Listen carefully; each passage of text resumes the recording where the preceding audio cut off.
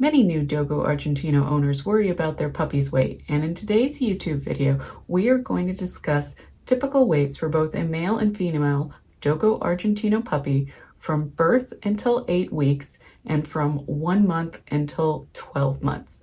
So if you are curious as to whether your Dogo Argentino puppy is going to turn into an average weight, a large weight, or a small weight Dogo Argentino, today's video is for you. Thanks for joining me.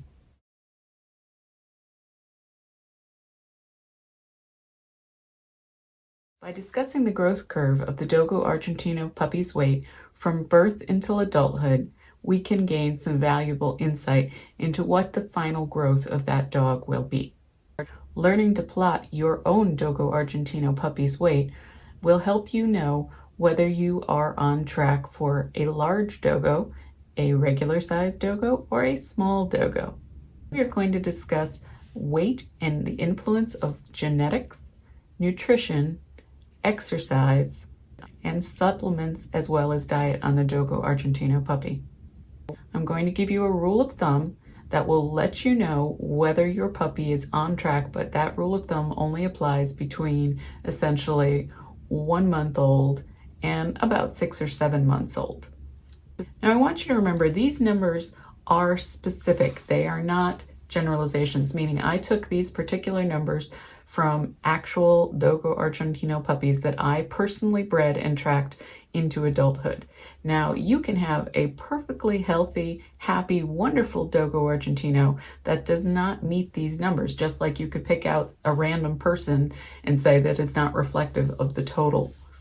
So do be aware, these are not theoretical, these are actual specific numbers, which I think are actually more helpful than some idealized dog that doesn't actually exist.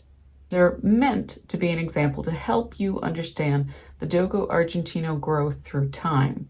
But of course, these are not going to determine your specific Dogo Argentino's growth. We want to give you this video so that you know what to expect, you know what to look for. I'm going to actually teach you how to determine if your dog is underweight, ideal weight, or overweight by examining the structure.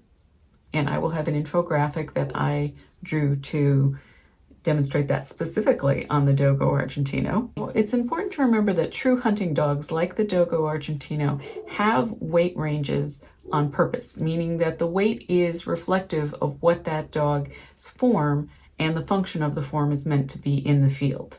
So in terms of body weight, development, function, these all tie into why there is a standard. And we're going to talk about the standard both for AKC, for UKC, and for FCI.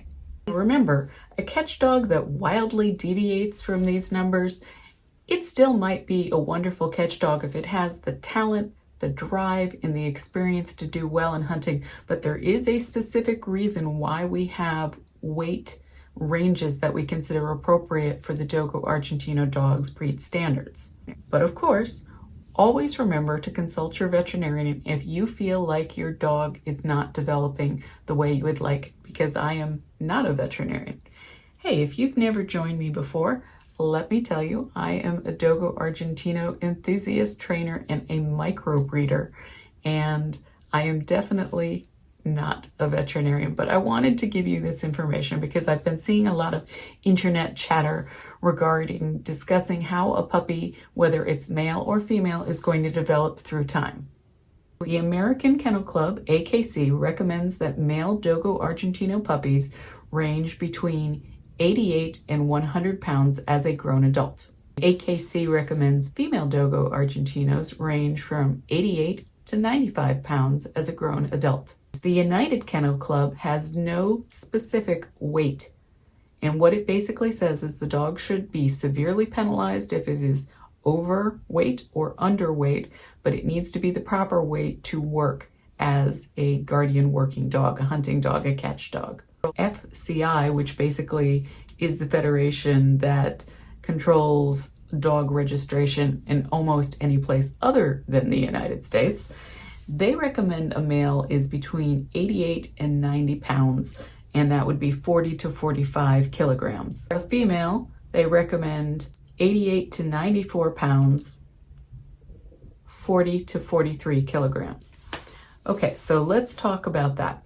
Why is it that super large dogos are penalized or disqualified in show and are generally not favored in the field? That's because the dog has to be it's a medium large dog. It is not a giant breed, and there's purpose to that. The underbrush in Argentina was very, very thick, and a large giant breed would not easily be able to get into that underbrush to hunt hogs, to hunt puma. The underbrush was generally raw, meaning when they went out to hunt wild animals, it was in a completely raw state. It wasn't a manicured forest, and the medium large dog did better than the large to giant sized dog. So the second reason that weight is important in terms of being a good catch dog is just the same as in human athletics. In human athletics, you might see Thor, the mountain from Game of Thrones. That guy is a monster. He's huge. He's well over 400 pounds. That guy isn't running any marathons. You know why? His mass is so large that he would not have the cardiovascular strength to run long distances. And it was very important that a Dogo Argentino could run long distances because they were going to run from the farm into the forest and through the forest, and then eventually, hopefully, they're going to catch the wild animal, whether it was a boar or a puma that they were after. And if you were 400 pounds, you're not running any marathons. You don't see 400-pound power lifters running because their heart is already struggling to maintain oxygenation of their body mass. And thus, we have limits in dogs as well. People sometimes have the misconception that larger dogs are better athletes, and that is actually rarely true. Generally, a larger dog is going to have less stamina because it has to carry its mass, and if it's an excessive amount of mass, that can be problematic.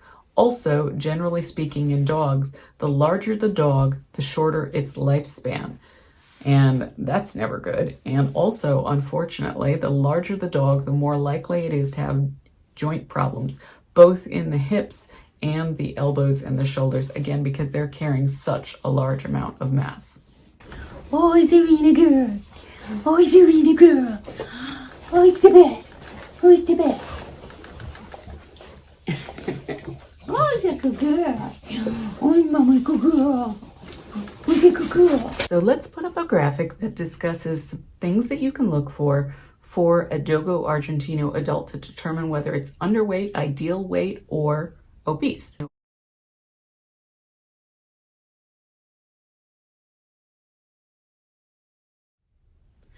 So looking at this graphic, you can see that the underweight dog has its bones plainly jutting out. You'll be able to see its spine, its hip bones will jut out. You will clearly see the entire rib cage. A lot of times its tail will look bony, its legs will look stick thin. It doesn't have good muscle mass, and when you touch the dog, it's just literally skin and bones. So unfortunately, you'll see this a lot in rescues or dogs that have been abandoned that will be severely underweight. And when you're looking at the dog from the top, you'll notice directly in front of the pelvis, there's going to be an extreme dip or a wasp waist, where the abdomen is extremely concave. And then you will see the rib bones, and you might see the shoulder blades or other bones basically sticking out depending on the level of underweight. This is a dog that desperately needs to be fed. So when you run your hand over the dog, if you can clearly feel its ribs, its pelvis, its hips, this is a dog that's underweight. So let's look at the ideal weight. As we know earlier in the video, we know what we're looking for. So we want a male to be roughly 88 to 100 pounds in its ideal state. It's going to have very well developed muscles. You're still going to see the ribs if the dog turns or if it has an extremely well developed midsection. Just like a six-pack on a human, you can see something somewhat similar on the side of a dog if they're very, very muscular. But you can feel the muscle. It's not just like skin laying over bone. You'll notice that the spine doesn't protrude. The pelvis doesn't protrude, and when you're looking at the dog from above, you can definitely see that there is a concave dip directly in front of the pelvis but behind the rib cage, but it's not as extreme as in an emaciated dog. What you'll notice overall is there's actually harmony in the dog. There's a beautiful top line, there's lots of muscular development. The dog looks fit. He looks beast, right? That's what you're looking for, that 88 to 100 pounds if it's a male. Now, if it's a female, 88 to 95. And of course, I'm going with AKC standards because I'm located here in the United States, but FCI standards, which is almost anywhere but here, their standards are a little thinner, for 88 to 99 pounds if it's a male, 88 to 94 pounds if it's a female. So let's move on to the obese dog. Now, this is a dog that's overweight. It's carrying much too much weight. So you do have to look at the physical condition of the dog to determine whether the dog is merely an out-of-breed standard dog or whether the dog is overweight. So looking from above in an overweight dog, it's not going to have much of a dip where the waist should be, meaning behind the rib cage but in front of the pelvis. And in fact, the rib cage itself might be quite convex, and meaning sticking out, kind of like balloon-like, or like you might not even really notice any difference between the rib cage and the pelvis. It might be like looking at a sausage from above. This is a heavy dog. When you feel the dog, you can't really necessarily feel a lot of well-developed muscle. There's a huge fat layer over that dog. It may have some muscle, but you don't really notice it. And one of the key things is, does that dog's stomach, in front of the pelvis but behind the rib cage, does that hang down? That could be a sign of an overweight dog. Now, one caveat, if you are dealing with a bitch that is pregnant, nursing, or has had a litter, she is going to have empty skin that hangs down in that region because she has had her milk bags filled up through the process of having puppies, and then those have emptied out. So be aware that hanging skin is not the same as excess weight, because my bitch Zarina, her skin hangs because she had a litter, but it's not fat. And if you actually lift up where her teats are, you can feel she has the dog version of a six-pack. She's muscular as heck. But that skin, just like in an adult human female, sometimes when you have babies, you just don't bounce back. And that is true. So just bear in mind that just because there's some hanging skin, that can be weight, excess weight, or it can be just an artifact left over from pregnancy. So let's go to the next chart, and this is going to be for newborn puppies between birth and 8 weeks old. So the first 2 months of life. Now there's two very important milestones, and one is at roughly day 10 and one is at 8 weeks. Now at day 10, your puppy should, under most circumstance, come either double its birth weight or come very close to doubling its birth weight, roughly around day 10, but it can extend out to day 12, 13, somewhere in there.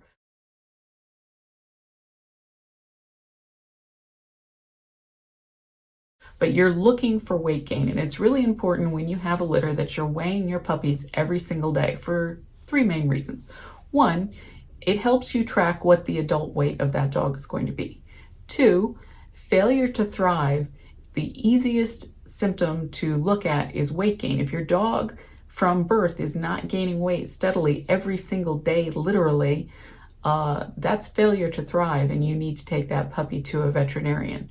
So weight gain is something you can't necessarily tell by looking. A lot of people make the joke, oh, he had a nap, now he's heavier. That's actually literally true. When dogs rest, when dogs sleep, when they're newborns, they literally put on that muscle mass when they're sleeping, because that usually means they've just fed and now they're processing that nutrition and literally growing, and they'll do something that's called popcorning, which is their major muscle groups will actually contract and flex, and it looks like popcorn in the puppies.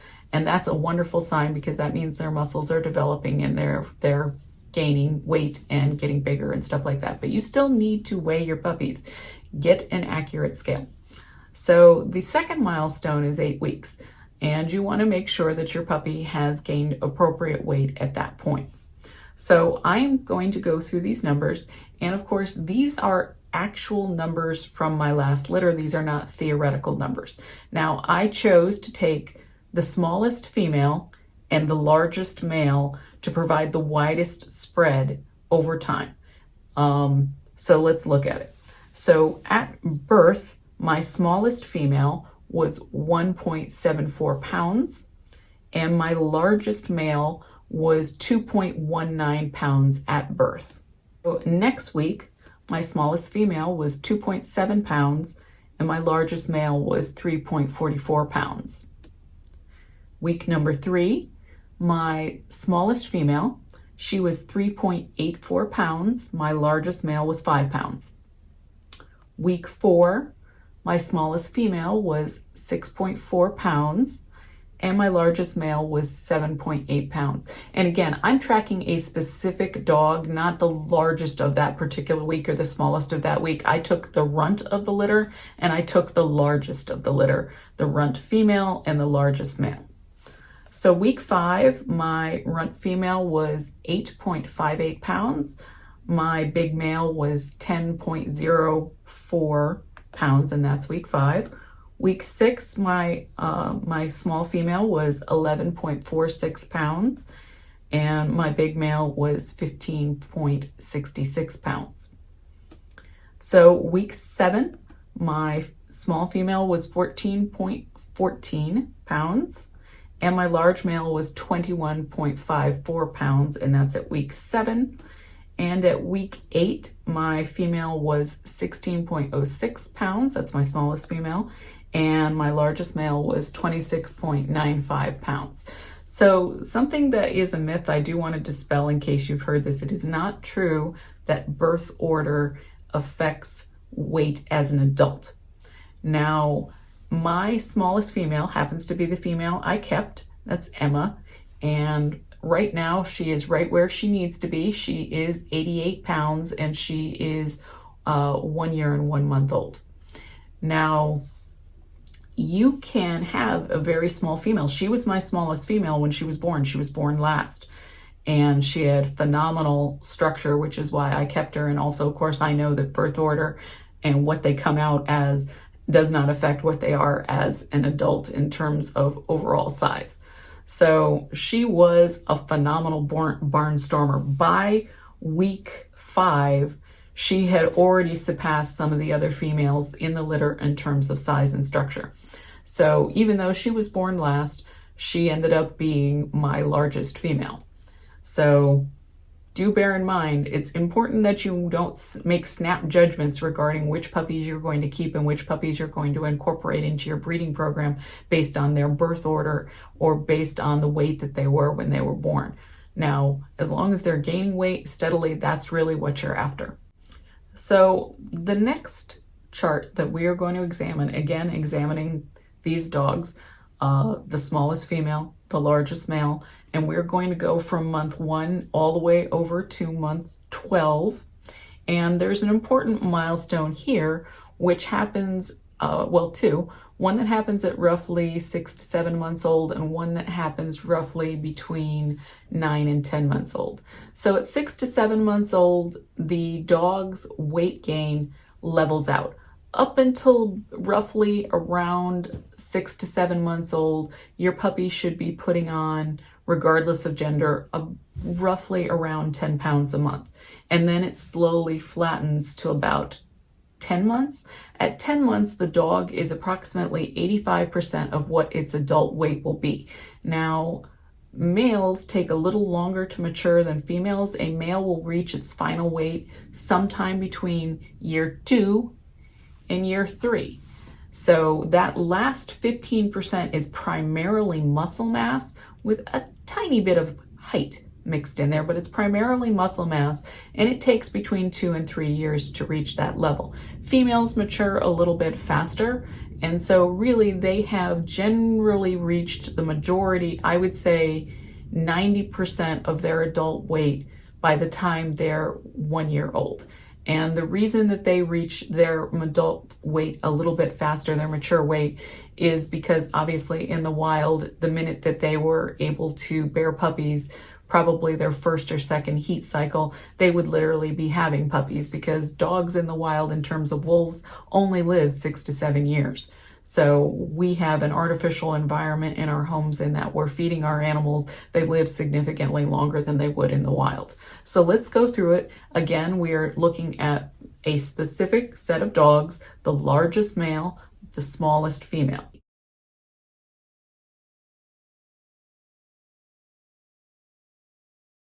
So month 1, at 4 weeks, my largest male was 7.8 pounds.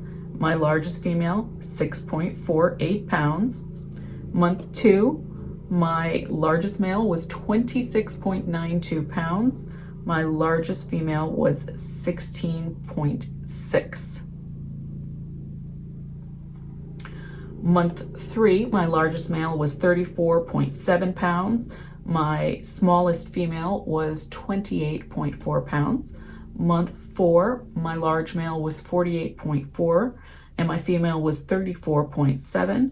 Month 5, my large male was 58.4, my small female 44.9.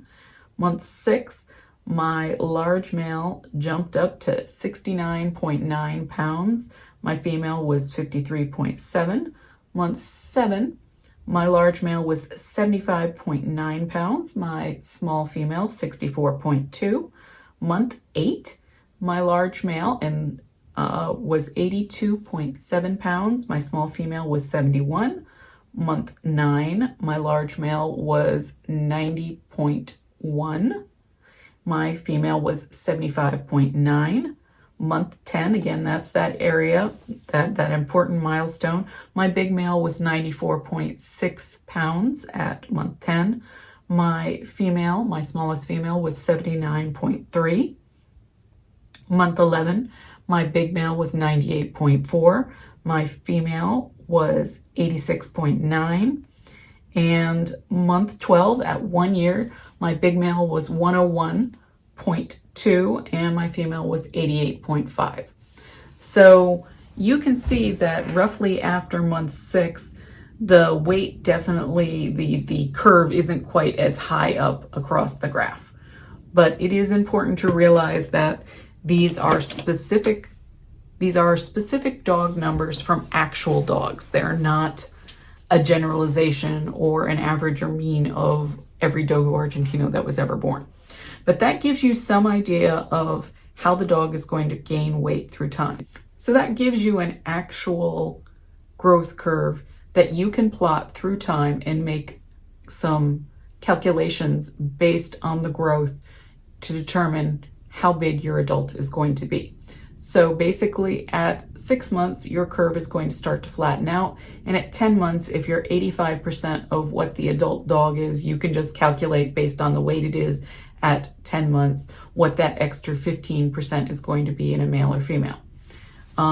These are general formulas. They are not catered specifically. So your dog might be a little smaller, might be right in that breed standard range, might be a little bigger. It doesn't make it a bad dog just because it doesn't hit its height or weight or it's way over. But it does mean that maybe that dog is not an appropriate candidate to be bred, because we don't want to breed super large dogs. They don't work as well in terms of physical stamina. They have more joint problems and it shortens their life. So that's not something we as Dogo Argentino enthusiasts should be going for. So don't think in your mind and get caught up with the idea that you want a giant beast of a dog, because that dog is not going to live very long and that dog isn't going to work as well as a well-conditioned dog in the ideal range. There are exceptions, of course, because drive, talent, and experience can overcome physical shortcomings, except in terms of lifespan. It doesn't matter how talented a catch dog your Dogo Argentino is. If he's bigger, chances are very good he's not going to live as long. There are some topics that you should think of in terms of weight gain. And one is, it is both a combination of what you breed and what you feed, but it is more what you breed than what you feed. Meaning the genetics that are programmed into that puppy when it is first born control its overall growth. But so do other environmental factors like what you feed. So if you're underfeeding your dog as a puppy, that puppy isn't going to reach the same size because its nutrition was curtailed during that incredibly important growth period. So it is important that you are feeding your puppy, if you choose to feed kibble, that you are feeding puppy kibble, not adult kibble, because they need the extra nutrition. It's basically higher in calories, higher protein, higher fats, because they need those nutrients in order to grow and to develop to the fullest of their potential. Let's talk about another thing that truly affects the final weight, and that would be early spay and early neuter are definitely going to affect the secondary sex characteristics that develop in the dog. If you spay or neuter before 1 year, your dog will never develop in the same way as a dog that isn't spay or neutered so early, because the sex hormones that come from their reproductive system affect bone growth and they affect musculature. So the earlier you spay and neuter, the less muscular the dog is in general, and the less well the skeleton is going to develop because it is having a dearth of the hormones that actually affect and promote skeletal growth and muscular growth. So let's talk about supplements. There's lots on, and I'm going to do a separate video on this, so just hang tight. I am definitely going to do a video on raw feeding and dietary supplements. But there are a lot of supplements out on the market, and supplements include vitamins and minerals. Now, there's a wide variety. I'm going to talk about it in a different video on nutrition, but the one thing I want to caution you, do not overload your dog with supplements, whether it's vitamins or minerals, because in the right amount, vitamins and minerals are incredibly crucial to life. In the wrong amount, you can kill the dog.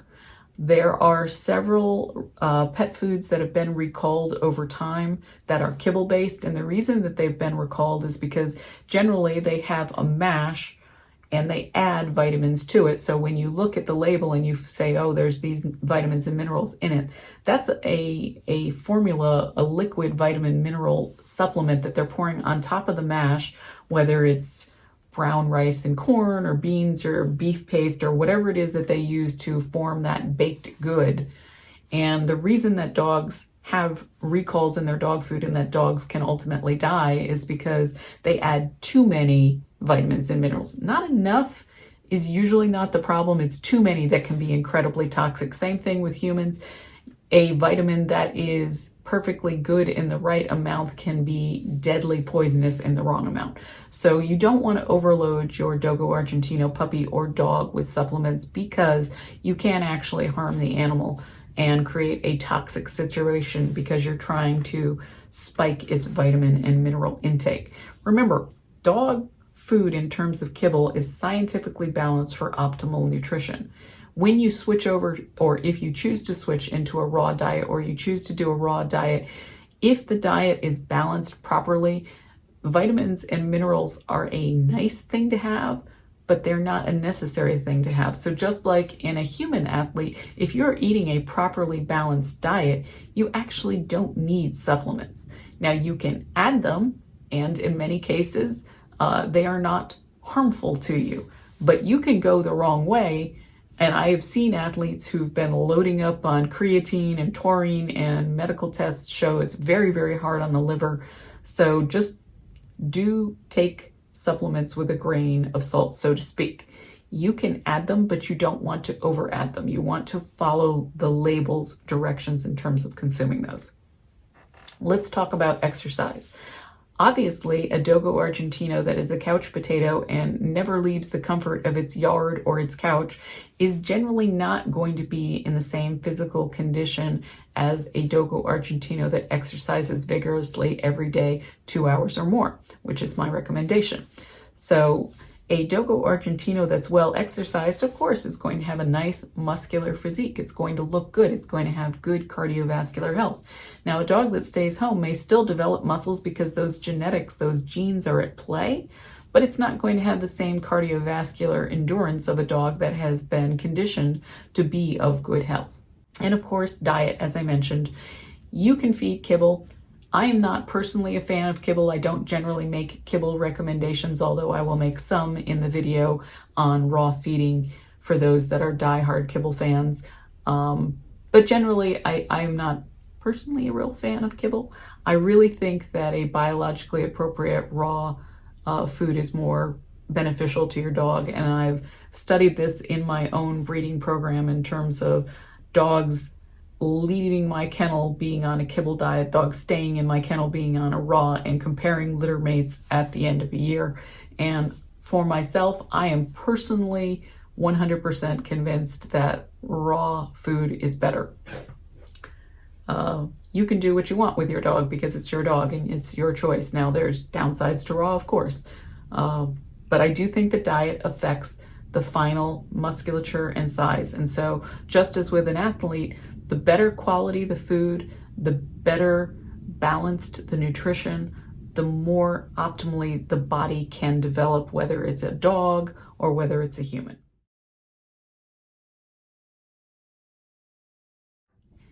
Thank you for supporting my channel. I appreciate it if you like, comment, share, subscribe, hit the bell so that you and your dogo can be notified every time I drop a new video. And as always, if you have thoughts, I read each of my comments and endeavor to talk to people through my comments, so feel free to join my community. You can follow me on Instagram at Dogo Argentino Zeus, Dogo Argentino _USA, or Dogo Argentina Emma Frost. And you can also find our fan page on Facebook, Dogo Argentino USA. And if you need to reach me for any reason, Dogo Argentino USA at gmail.com. I hope you have a dogo-tastic day. And as always, keep it dogo, keep it fantastic. Thank you, thank you. Have a wonderful day.